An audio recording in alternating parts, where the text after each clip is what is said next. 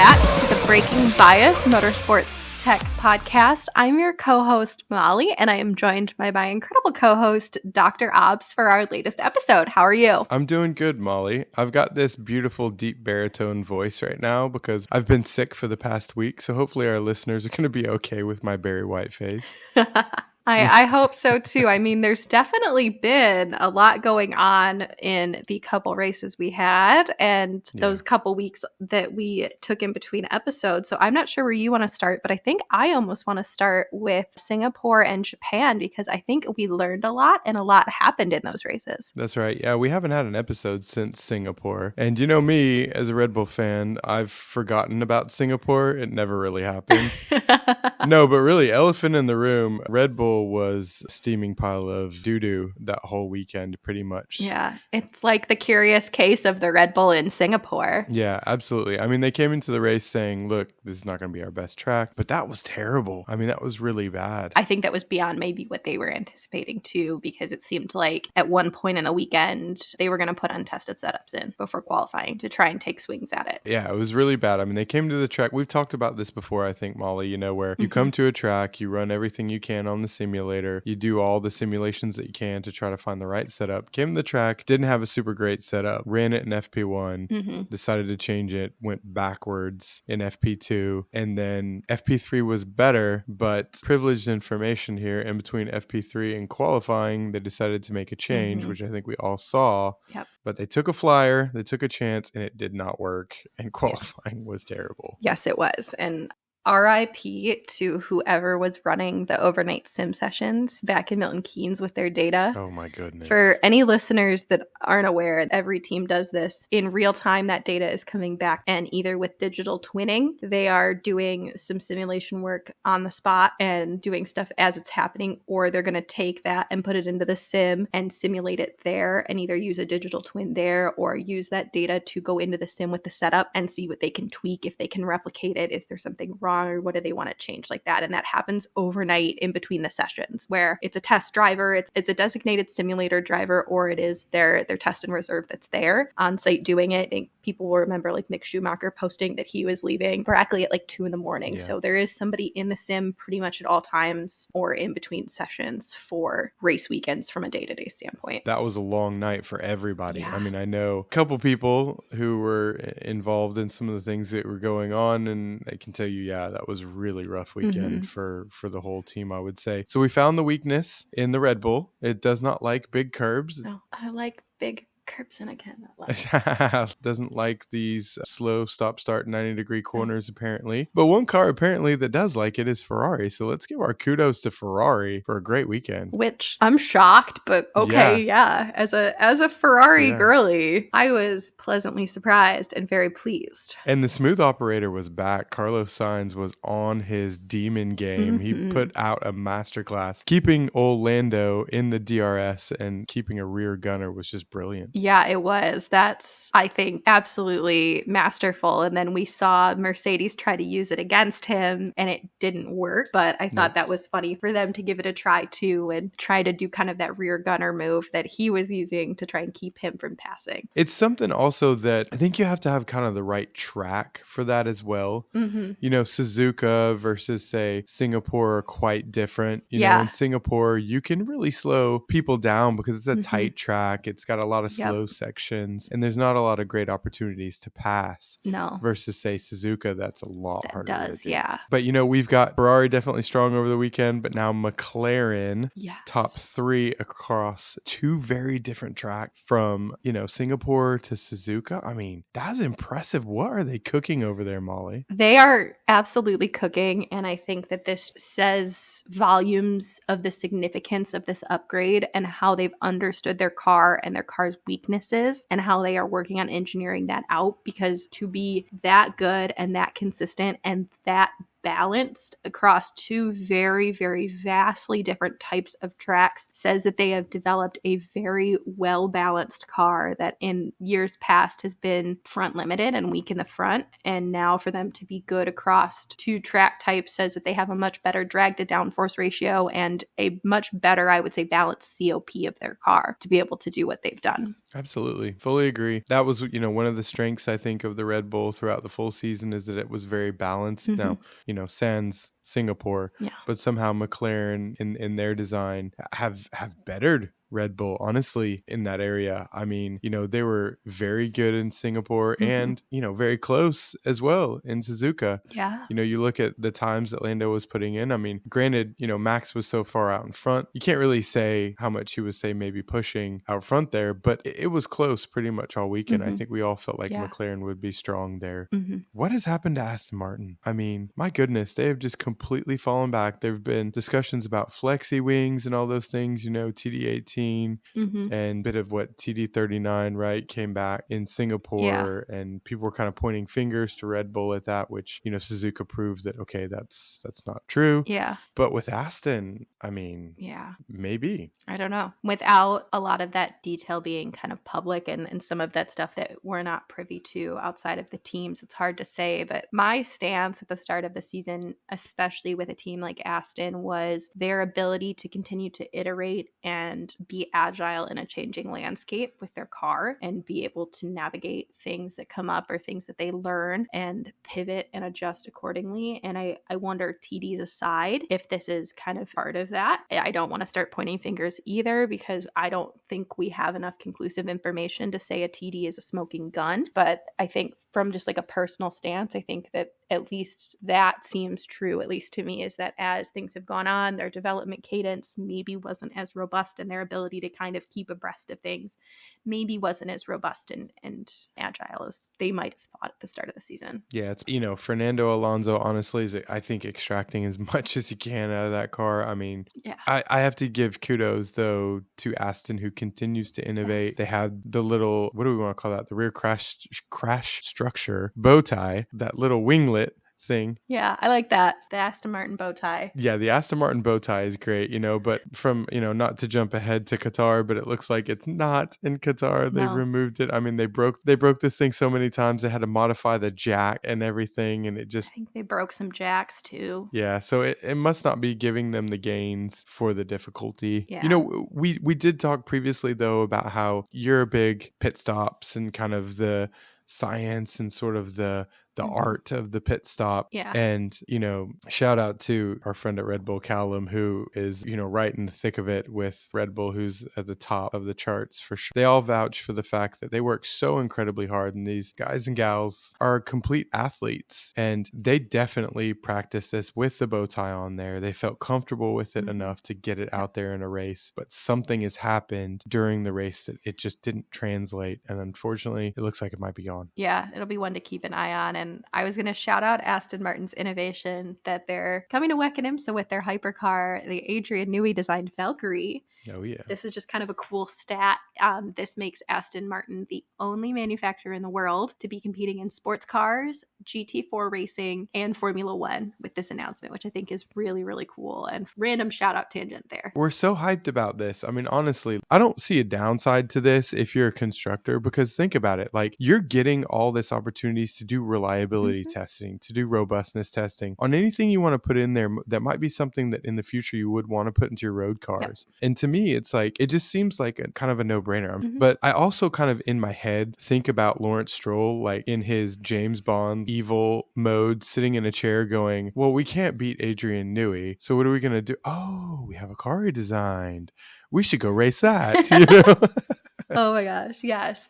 I'm going to shamelessly self-plug my other podcast, In Genevieve's and Espresso, which Abby and we actually talk about that at length, and it comes up time and time again when we talk about some of the stuff on our episodes. Oh, we saw this person doing this, or this manufacturer came out and said this. Someone's expressing their interest here in this series, and we talk about that value proposition of that it must make sense from a road car standpoint for them to want to do this, because you see that trickle down, and that's really where these OEMs and constructors see the most value for these entries. And I think a great example would be to look to Honda and look to Toyota, who are two absolute powerhouses in these spaces, who have not only rolled this technology down into their road cars and have probably fed it back from their road cars, but one thing I personally think that Honda's probably doing very, very well is taken lessons learned from their hybrid Formula One car and applied it to their Acura hypercar. And I also believe they will have taken lessons learned from the hypercar back to Formula One, and then also the hypercar and the Formula One power unit over to their Indy car that is going hybrid next year. Absolutely. I mean, you put these cars through the paces in these races. I mean, especially the endurance categories, and they're just not sissy-footing it around the track. I mean, they're really pushing the envelope, and that's what you want to do whenever you're testing something that you might eventually put into road cars, and you might put under your warranty, and you don't want to have to pay out warranty costs for it. So it's just okay. It makes sense. Yes. Definitely shout out for Aston for that one for sure. Really looking forward to that. But I guess thinking back as well to Suzuka and Singapore and things, I think one thing that also jumped out to me a little bit was early on in the season, we really saw that Mercedes was kind of one of those teams that didn't do so good in qualifying, but then when it got to the race, they had this incredible tire advantage where they could just push, and it kind of seems like that tire advantage has gone away a little bit. I mean, McLaren seems to have figured out their DEG issues. It also looks like maybe Ferrari might have figured out their DEG issues a little bit. I would actually agree with that. And so what has happened to Merc? Yeah, I don't know. I definitely think we're seeing teams that have struggled with their degradation kind of find ways to rein that in. And with Mercedes, I really wonder if this last kind of upgrade package that they brought with some of the changes to the downforce distribution across the car have really driven that, and that they're maybe changing the contact patch, or there's less toe now that they need for the car. And I'm probably so far in the weeds with that, but it's hard to say, because it's shocked me too to see that their tire advantage has kind of fallen off. And it's not a weather thing, because we've seen a large distribution of conditions throughout the whole season that you can correlate against. So I really think it boils down to maybe the package that they've decided on, that's the trade-off that they took, because racing is one giant world of trade-offs. I want my car to do this. Well, it's going to come at the sacrifice of my tire life. I want this level of downforce. Well, I'm not going to be as efficient in the corners. Can I live with that and assess that risk and comfortable with that against my competition? Or can I engineer that out with either a driver input, or is there something we can do from torque mapping or something that way to try and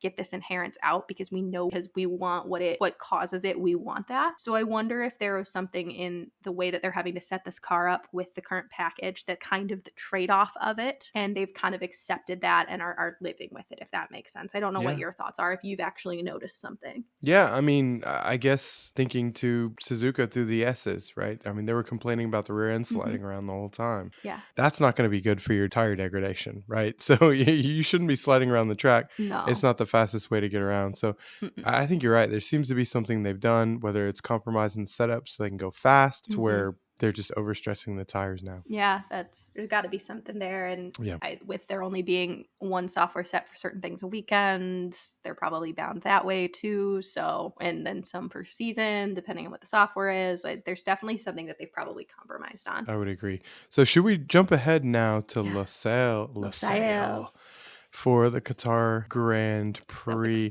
We're coming back to Qatar. We didn't get to go there last year because of the World Cup. So the last time we've been there is in 2021. And it was chaos. Yeah, everybody's left tire was completely giving out, the front left tire, with like 5 laps to go. It was madness. The crazy razor curbs are gone now, though. They've removed them. I know. So hopefully that kind of maybe helps a little bit. They've also resurfaced the track, mostly high speed, medium speed corners. Sector 2 is super flowing. It's like, this is an awesome track. We're looking forward to this, right? Yeah, I'm so looking forward to this. I know a lot of drivers probably are too, because they love those flowing, really highly technical sections that tracks do have, and I'm excited for this new sector too. Yeah, and this is like one of those tracks where when you're driving it, I was doing it on the sim just a little bit ago, when you're racing on it towards like the tail end of like sector 1 into sector 2, it's so rhythmic. If you get offline a little bit, it like throws off 3 corners, so it's very technical in that sense. I think it's definitely a driver's track. It's very front limited, so that, like we said, those front lefts are going to be absolutely screaming. Maybe this is a good opportunity opportunity to talk about the difference between front and rear limited tracks? Yeah, I think that probably is actually a great opportunity to do that, because I think that that's going to be something you'll hear talked about a lot this weekend, and it's going to be very, I think, important to understand. Absolutely. Front limited tracks are tracks where obviously the limiting factor in your car's performance is the front tires. Typically, that's where you have a lot of high-speed corners, got a lot of lateral G-forces, a lot of lateral loads that are rolling onto the outside tire in the front. It's the front tire, right, that's causing the turning moment due to the slip angle. So from that standpoint, front limited tracks are typically like that. Qatar is that way, Silverstone, all these other tracks that you would think of, versus say a Singapore, right? Mm-hmm. Which was definitely a rear limited track where you're limited by the rear grip that you have. So that's the difference between whenever someone says a front limited track versus a rear limited track. Yeah, that makes sense. Anything you want to add to that, Molly, here? No, I don't think so. I think that was a perfect explanation and kind of answers that for people that may have been curious, because I guarantee you that we're going to hear it a lot, and I might start a counter for the weekend. Definitely. And, Pirelli has strengthened the construction of the tire, right? That was one of the things that was introduced after Silverstone. This is where, on this kind of a track where you're stressing that front left tire a lot, Pirelli's really going to be able to see, like, is this tire doing what we want it to? These guys and gals, these teams are getting exceptionally high amounts of downforce, more than they ever expected at this point during this regulation set. And so they needed to beef up the tires a bit. So it'll be a good test for the tires. And the track has also been resurfaced. Yes. Which is really cool. I'm going to be very curious to see if there's any driver feedback too about oversteer, understeer. Are they getting what they want with this stiffer tire now, especially with the resurfacing? I think that's a great segue into that too, is that where it's a new track surface now. Yeah, definitely. And with the track surface changing and the fact that this is the first time we've run these ground effect cars at this track. They don't have any data from last year to use. There's no setup data. It's a new surface. The big razor curbs are gone. So there's a lot of variables on the table here that could kind of spice things up this weekend. Yeah, and I think one thing that I don't know if I've really seen anybody talk about yet is the fact that the track isn't rubbered in and that there's not any rubber deposit from other series. Yeah. MotoGP hasn't been there since the beginning of the year. I don't think there's been a GT series that's run. It's pretty much a green track, which means there is not any rubber laydowns. I actually would expect to see a considerable amount of degradation, as the track is going to take rubber and want to rubber in. And I'm going to be very, very, very curious at kind of the track evolution as a line of rubber gets laid down, because that's going to affect the grip of the car, because all those little grippy pockets are going to get filled in with rubber, and you're not going to be able to kind of grip into the track as well, but you'll have the rubber to use as grip. It's going to completely affect the way the car interacts with the track as it does rubber in through the weekend. That's right. Yeah. Great explanation, Molly, of, a green track versus a rubbered in track. Exactly that. So that is, I agree with you. I think track evolution is going to be something to look at, during qualifying. You want to get your run in as late as you can, right? And then you run the risks of, well, what happens if somebody bends it? You get a red flag. I mean, granted, we don't have a lot of very close walls here. So if somebody does kind of lose it, typically they kind of spin off and then they can recover and go. I mean, if 2021 proved anything, I think we'll see something. There could be something. Yeah, I think there's high potential still. Absolutely, yeah. I think the heat also is going to be a big factor between car reliability and tire performance. It was like 41 degrees C at some point today there, I saw. So let's go with that for a bit. Like, kind of go off the cuff here. Sure. So some of the early images that we've seen most of the teams are running just max cooling louvers. I mean, just to, improve cooling. Maybe talk a little bit so the listeners understand a bit how the ambient air temperature affects the PU and everything that's going on the cars. Why do they have to run all these louvers? Yeah, so the big one with power units, first thing I'll start is like within the power unit is control electronics and all of the hybrid elements that drive KER system. So with all of those electronics, there's going to be a point where you're going to hit a thermal degradation where you will lose capacity and you will lose performance under heat. So you're going to want to keep those cool so that you not only are efficiently still storing energy and using your energy, but also not melting them, because there is a point in which your materials have a thermal limit. As for the rest of the power units already generate heat themselves. And so teams do have the intercoolers, they have the radiators, they are doing their absolute damnedest to keep those cool, keep the charged air from the turbos cool, which are extremely, extremely hot, use that to their advantage. But when you have a high ambient air temperature, everything's already that much hotter. And so they're going to be relying on excavation louvers and excavation features to help get air out and away from those, to try and get as much hot air out and away from all of the elements that are already generating heat as they can, to try and keep them cool, because heat can introduce different behaviors to your materials. It can affect how things behave and operate, things like seals. It changes the viscosity of your oil and some of your different fluids in the power unit, your hydraulics. They become thinner at higher temperatures, so it changes some of their performance there. Teams will have run at high temperature on their rigs and set up benches and on the dyno to understand this the best they can, but that's a controlled environment. So they're going to want to try and get as much of that hot air and keep that temperature regulated to help have a predictable and optimal performance as they can. Because there are, if you look at like a torque map and you look at kind of a performance curve for an engine, for a power unit, for viscosity of the fluids they use, there are like no-go ranges and ranges where your efficiency take a hit. And so they want to try and keep things in this optimal range where it's going to deliver exactly what they're expecting and not risk destroying it or maybe not getting what they would expect out of it. Yeah. Great explanation. I mean, I'm glad you talk about kind of getting the heat away from the car, away from the power unit and everything as well, because kind of the intersection point for that in terms of the aerodynamics is that, you know, every place where you have these louvers ends up being a point of, you know, increased drag.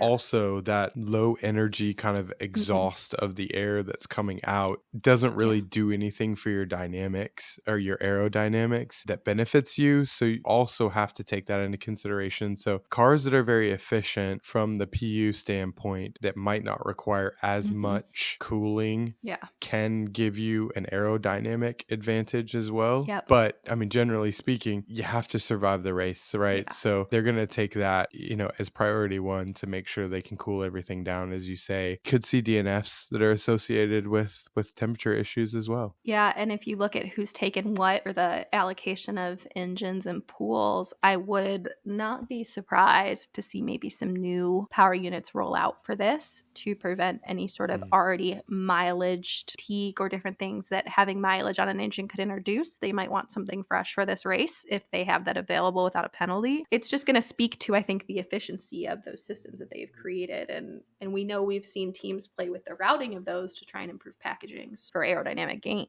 So I think that it's going to be interesting. I did have a question. Do I have it wrong? I think you might have explained it, but that air that's coming out of the louvers is hot, which means it has a lower density and is faster, I believe, right? It would, in theory, it could potentially help your aerodynamics as it gets picked up and it joins in the ambient air, correct? Or am I wrong to say that if you're ejecting a bunch of hot air out over your beam wing and it mixed with stuff or over your side pod and the Coke bottle, is there any other advantage that it would get with the density being different of the hot air?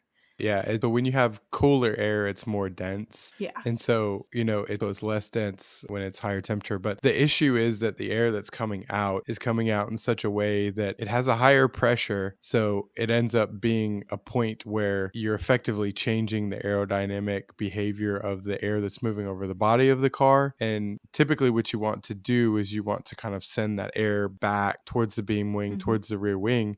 And when you're exhausting this heat, you're upsetting that natural tendency to go back to your downforce generating elements. And so because it's a localized area of pressure, you could potentially deflect some of that air away from that region. So, but when you actually read the scholarly articles about the influence of like louvers to, you know, drag, the drag penalty that you take, they've obviously optimized the louver designs. I mean, you look at the different teams, though, there are slightly different louver designs across the grid. They're incredibly engineered shapes to ensure that you still get a lot of extraction.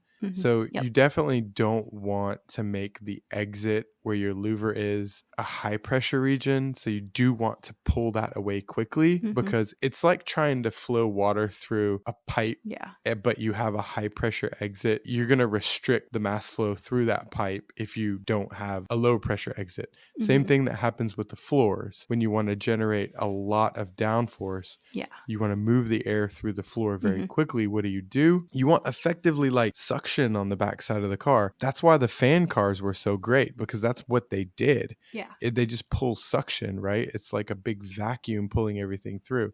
So a louver is kind of the same way. Yeah. You want to sort of create almost like a suction effect on that backside of the louver. So you pull the air through and you get less resistance. It improves your cooling and you get less resistance to your cooling circuit, which also doesn't negatively affect your aerodynamics as much either. So there's a lot of things going on there. Yep. All one system. No, that made sense. I always am like, well, it makes sense that you're shooting all the hot air out there, but is it really beneficial to pick it up with the cool air? So I think that is a great explanation and a great point too to understand with the importance of the louvers and their influence on the car aero. I think moving on from that, if you're okay, at this race weekend, it is a sprint weekend, which it's our first sprint at this track. And I think if the math is mathing, Max Verstappen could win the driver's title at the conclusion of the sprint. How are you feeling about sprints and shootouts now? I know I have my own feelings, but what do you think so far? Yeah, I'll start. All right. So yeah, I think, it's only a matter of time till it wins the driver's championship if it happens on Saturday or Sunday.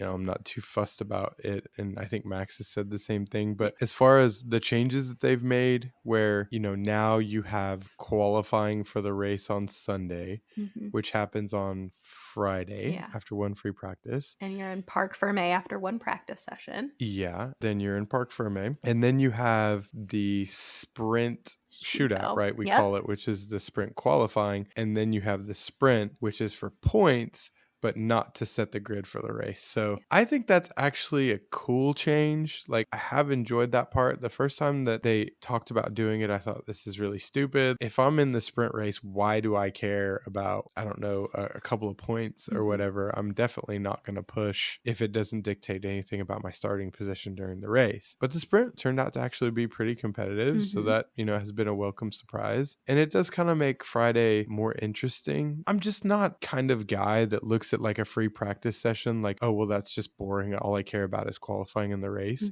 Because we live for like free practice one, because that's when they're running a lot of the cool upgrades and the aero rakes and all those things. That's their test session, usually, is what I explain free practice one as, is like a shakedown and test session. And then free practice 2, they dial in. They may not have as many test parts on the car. They're really looking for, I call it like race sims, where they're going to run longer stint sims on higher fuel to see what they're going to get for the race. And then they'll prioritize single lap runs, and they're still working through setups on those long runs. And there's a lot of stuff when you start to really pay attention to what's happening in those practice sessions. It becomes more than just a practice session. Absolutely. And if you dig into the data and the telemetry as well, you can kind of see how drivers are building up, in their quali simulations. They're building up to that kind of confidence that they have, that they can push it during the quali session. So I like that. I'm quite a fan of that.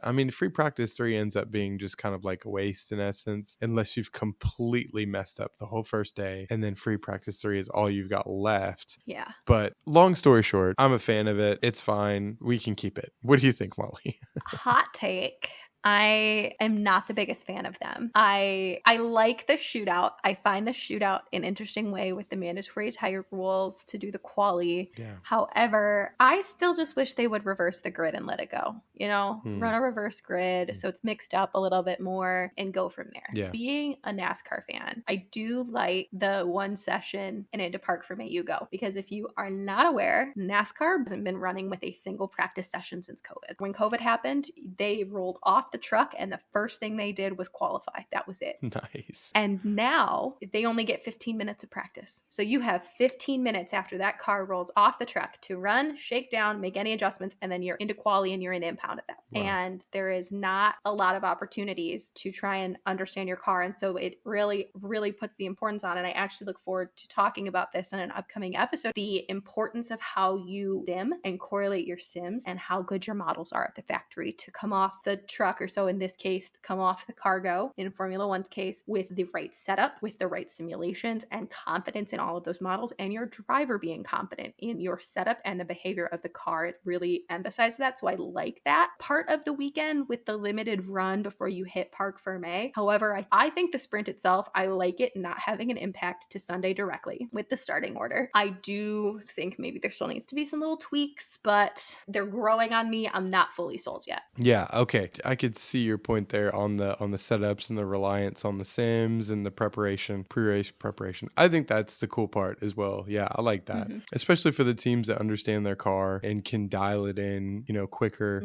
So if your team is probably one of those teams that can do that, you're probably a fan of that. Yeah. If your team is one that struggles over a race weekend to try to find the right setup, you're probably not as much a fan of it. But what are our expectations for the weekend? I mean, chaos. I guess generally speaking, from like a tech standpoint, there's not really going to be any upgrades this weekend. It doesn't seem. Most of the upgrades are going to come, I think, for teams in Coda. Which I'm very excited for. But what are we expecting from the race? Chaos.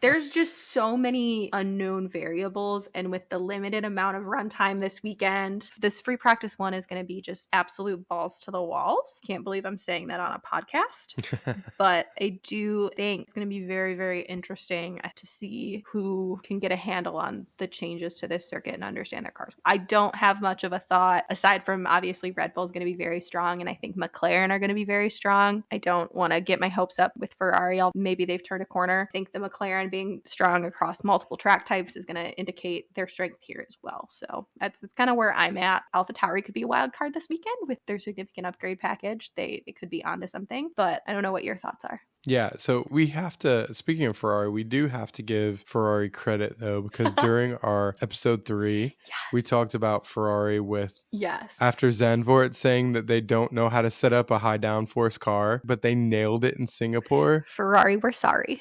Yes, we're sorry about that, Ferrari. So everybody's rocking up with the big wings again this weekend. So yeah, with the big undercuts. Yes, with the big cuts on the end plates.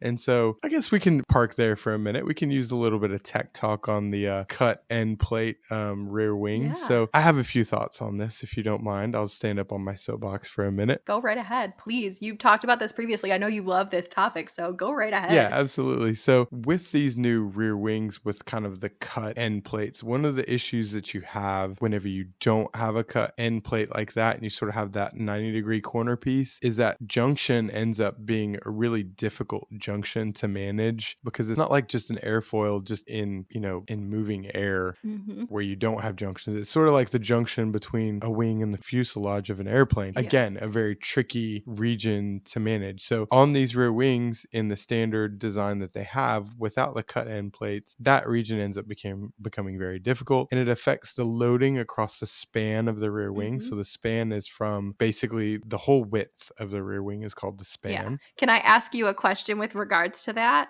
Yes. Is that why you think we see a conjunction of a large undercut paired with a gurney flap?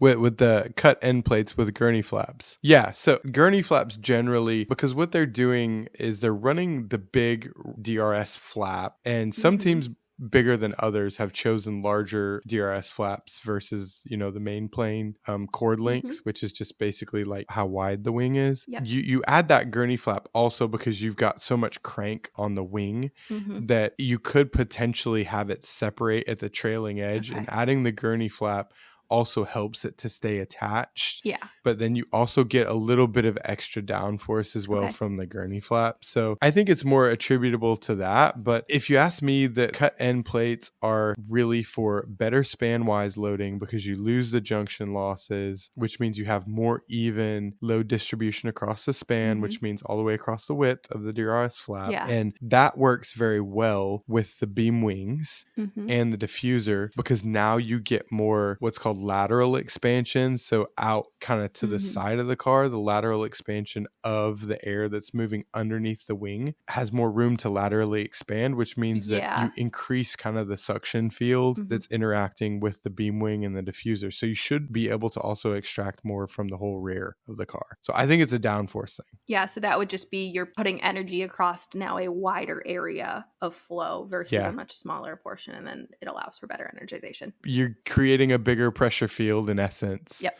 Right, Okay. is what you're doing. So because you're not restricting it by those end plates that Mhm. are there that are typically junctions that are quite lossy anyways, Yep.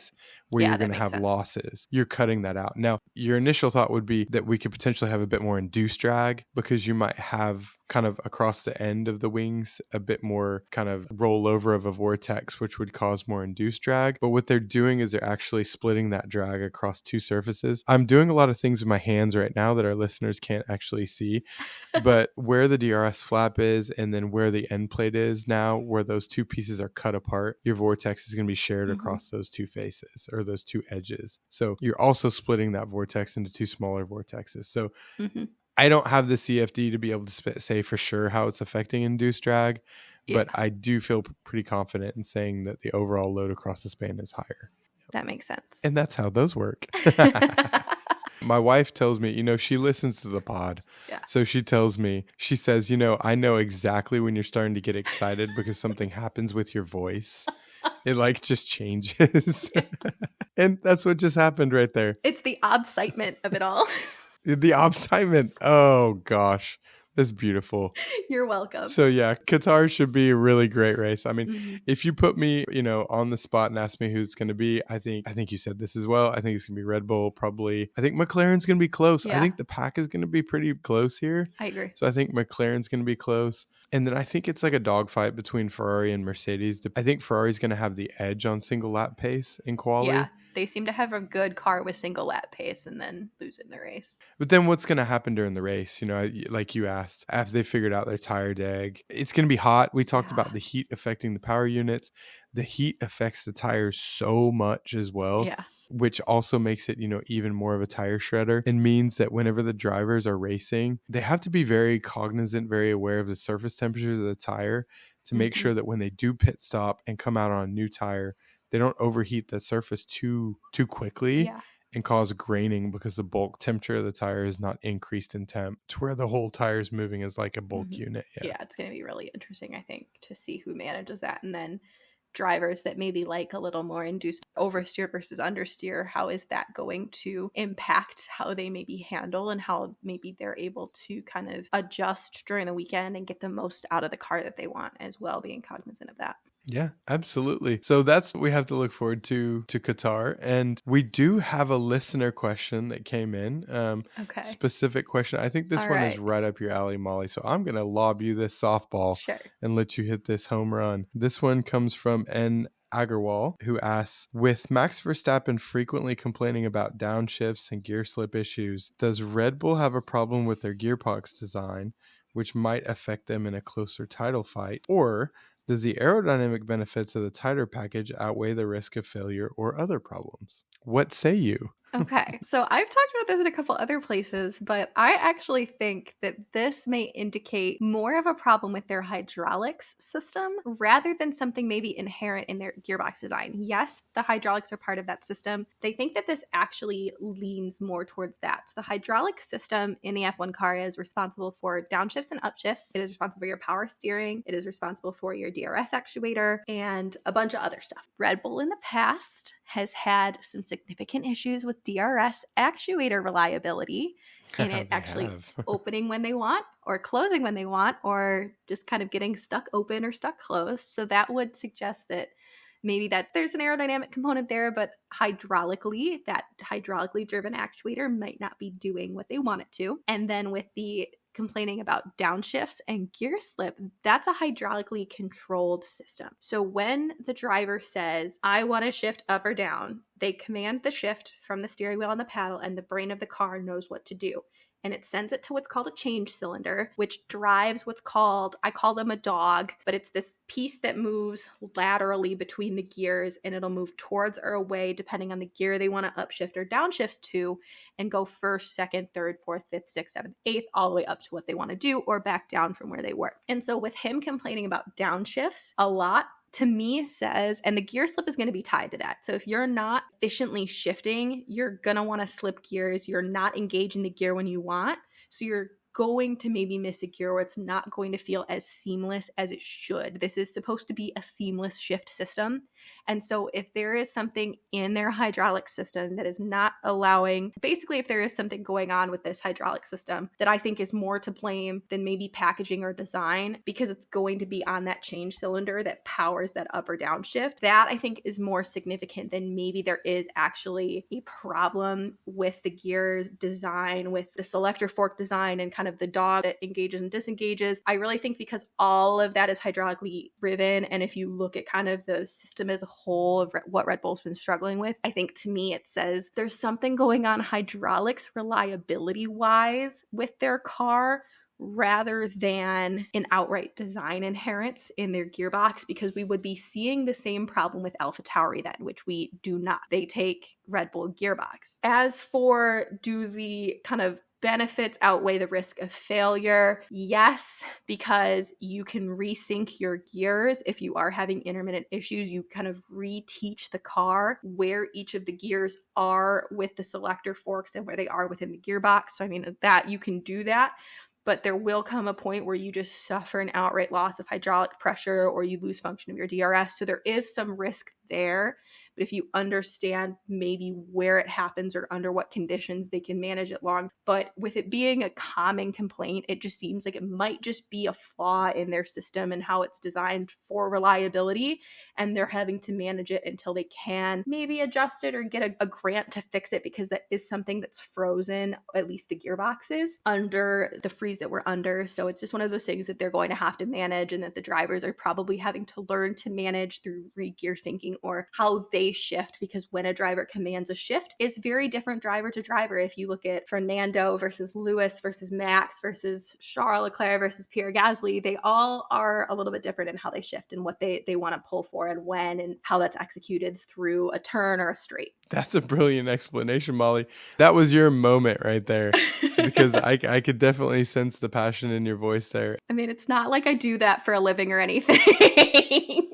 Yeah, right. I know that's why I said pitch you that softball. That was a really good explanation, but I like how you highlighted specifically, all the elements of, the way everything works together. It was very easy to follow. I think also aerodynamically, the benefit of having a smaller gearbox is that you don't have so much of an obstruction that's occurring with the rear aero of your car. Yeah, it gives you more diffuser flexibility, right? Exactly. Yeah, you have more diffuser volume to play with, and the diffuser is critical, right, for the gradual expansion of the air coming from, the deep suction part of your floor into ultimately, ambient or close to ambient pressure on the backside of your car. So then, that diffuser is driving that. So the bigger gearbox you have, the less space you have to be able to expand that air gradually, and the smaller gearbox you have, the more room you have to play with the design. So yeah, and I think that we've seen that Red Bull goes taller rather than wider across the rear of their car to keep that packaging flexibility. And there's not like this makes their car bad versus the other. It just, they've understood that trade-off of packaging versus this versus that in the packaging space. And they want that additional room in the diffuser where they see that they can go taller with their gearbox rather than out wider to still have all that space. Yeah. I mean, Adrian Newey, I think, is classic for, if you've ever read his book, is classic for, putting quote unquote challenges in packaging on engineers to accommodate the aero. Yep. So I think this is one of those situations for sure. I don't necessarily think that it's related to that packaging wise. I think it's something else. Yes. Yep. Yeah, very well explained. I will make sure that it's ready to go with this show. There is a great video. I can't think of the creator who did it, but he went in on an older F1 gearbox in early 2000s and tore it down completely. And we haven't really seen a lot of the modern gearboxes because a lot of the trade secrets are in them. But the video was really great at showing the general feel and components that we're talking about because they haven't changed. We're still using the same forks, just change cylinders, gears. The gear ratios have changed, but it'll give you a really good idea of what the internals look like with like the lay shafts and all of that. So we'll link that with this show for anybody that's curious to kind of get eyes on what I was talking about components wise. Perfect. Because honestly, that's what we're about. That's what this show is about, right, Molly? I mean, you know, whenever we decided to start Breaking Bias podcast, what we wanted to do was just to be able to talk about cool tech stuff and for people to be able to listen and maybe learn something. And, you know, we're not afraid to be wrong because we don't know everything in the world. And so there's, you know, we were wrong about Ferrari and the high downforce setup. So we owned up to that one, you know, but so we're totally okay with it. But at the end of the day, it's about education, it's about learning, and we learn so much going through this process as well. So we'll always try and link things for people to be able to see. If you're not following us on X or you know what used to be formerly known as Twitter, then we're at Breaking Bias Pod, so you can follow us there. Similarly on YouTube, where we do have some explainer videos on a few things there. And you know, podcast is pretty much available on all the platforms as well. You can download there. So make sure and like and subscribe for all future episodes as well. Parting thoughts or anything you want to talk about, Molly, before we let everybody go? No, I think just thanks everyone for listening and tuning in, and can't wait to be back with our next episode, and I can't wait for the race weekend. On behalf of myself, Dr. Obbs, and my excellent co-host, Molly, we want to thank you all for listening in and just remind everybody to break the bias, be together, because we are stronger together, and we will catch you next time. Bye, everybody.